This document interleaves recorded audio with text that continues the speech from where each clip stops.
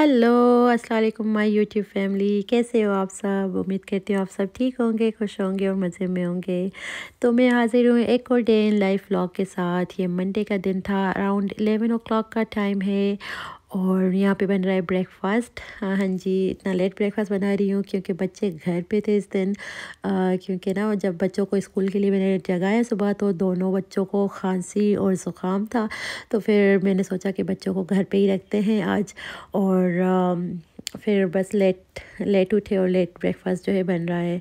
और आज का व्लॉग जो है थोड़ा-सा डिफरेंट होने वाला है, मेनली कुकिंग के बारे में ही रहने वाला है क्योंकि मंडे पे एक्चुअली हम सब भाई-बहनों का प्लान बना के अम्मी-अब्बू की तरफ हम सब इकट्ठे होंगे और साथ में ना डिनर करेंगे, फैमिली डिनर। और क्योंकि मम्मा वर्किंग लेडी हैं तो मैंने मम्मा से कहा था कि आप कुछ मत बनाना, मैं बना दूँगी ना। तो हम सबको बीफ पुलाव बहुत पसंद है, तो मेरा मेरा प्लान बना कि मैं बीफ पुलाव बनाऊं। और मैंने बीफ पुलाव जो बनाया था वो मैंने रेसिपी फॉलो की थी कुन फूड्स वालों की।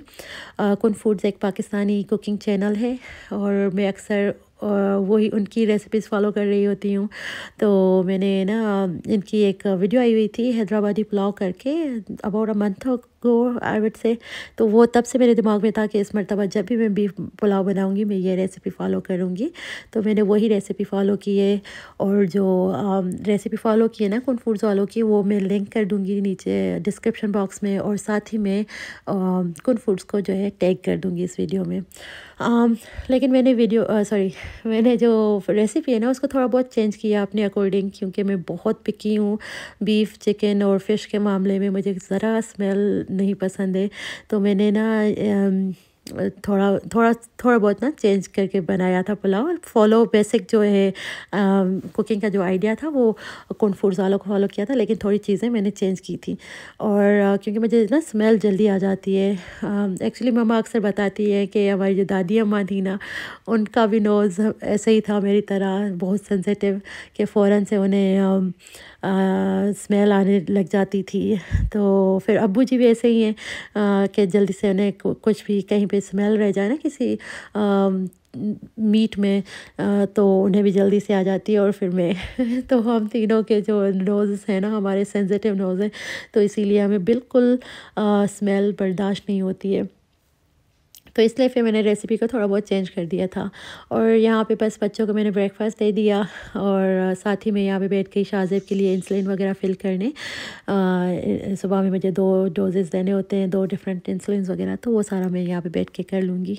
और मैं फ़ौरन से आ गई थी किचन में, यहाँ पे पुलाव बना रही हूँ। इसके लिए मैंने ना ऑयल ले लिया है, उसमें अनियन डाल के, तो अनियन को थोड़ा सा पिंकिश कर लूँगी। और जैसे ही अनियन पिंक होगा तो उसमें थोड़ा सा पानी डाल के उसके बाद बीफ डाल दूँगी। और बीफ विथ बोन था। और फिर इसको बीफ को जो है ना मैं इतना कुक करूँगी जब तक बीफ का कलर चेंज हो जाएगा।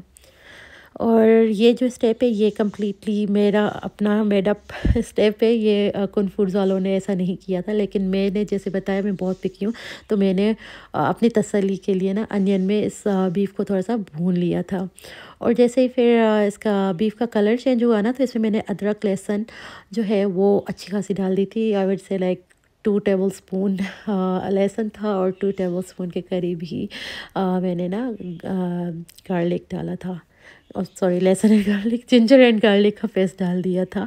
और फिर इसे मैंने मज़ीद भून लिया था, क्योंकि बस मैं तो मैं हूँ मुझे अपनी तसल्ली बहुत ज़रूरी होती है। मैंने इसको ऐसे अनियन के साथ भून लिया, अब लहसुन और अदरक के साथ भूनूंगी और फिर मसाले जाएंगे उसके साथ भूनूंगी।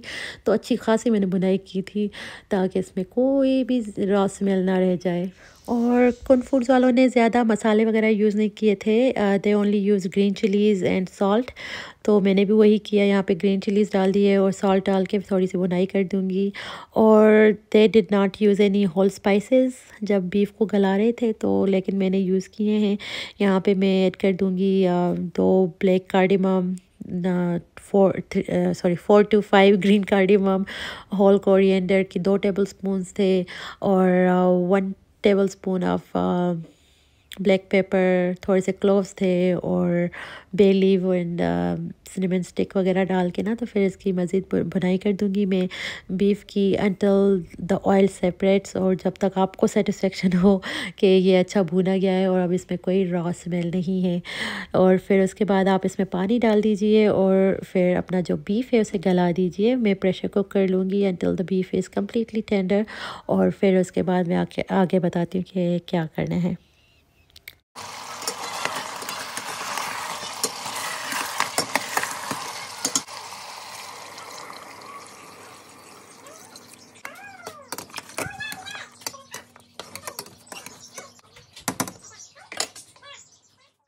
और जब तक अब बीफ प्रेशर कुक होता है तब तक हम यहाँ पे पुलाव का मसाला तैयार कर लेते हैं, जिसके लिए मैंने ये बड़ा सा पॉट अम्मी जी के तरफ से मंगवा लिया था।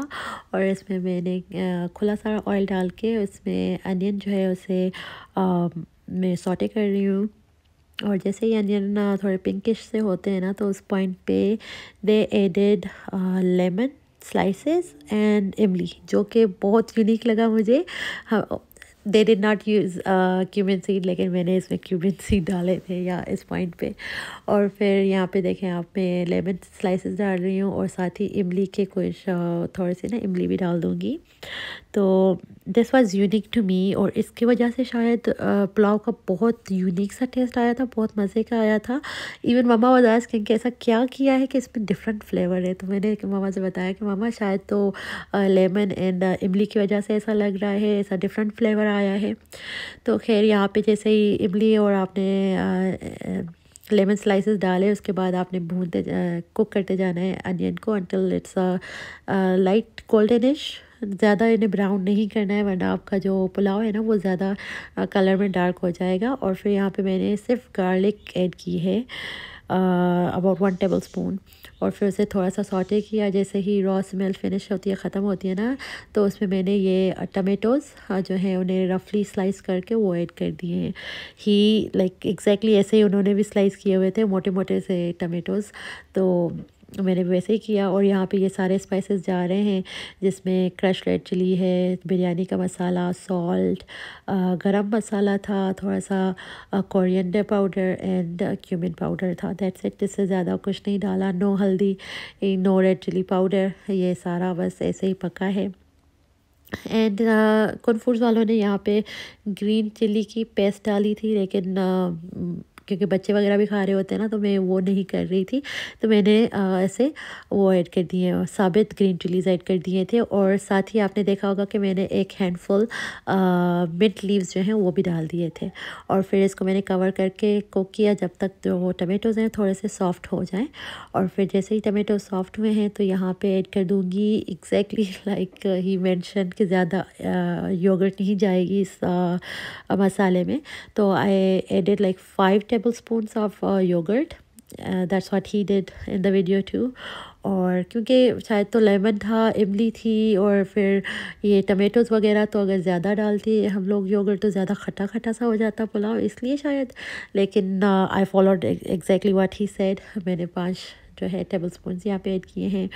और फिर आप इसको भी मसाले को भून लो जब तक जो हमारी जो योगर्ट है वो भी अच्छे से कुक हो जाए और ऑयल फिर से सेपरेट हो जाए। और फिर उस पॉइंट पे आप ना अपना जो बीफ आपने गला के रखा हुआ है ना वो ऐड कर दीजिए। और फिर थोड़ी सी 2-4 मिनट आप फिर से भून लीजिए, ताकि इस बीफ में अगर थोड़ी बहुत जो भी कसर हो ना वो भी पूरी हो जाए और ज़रा सी भी स्मेल ना रहे।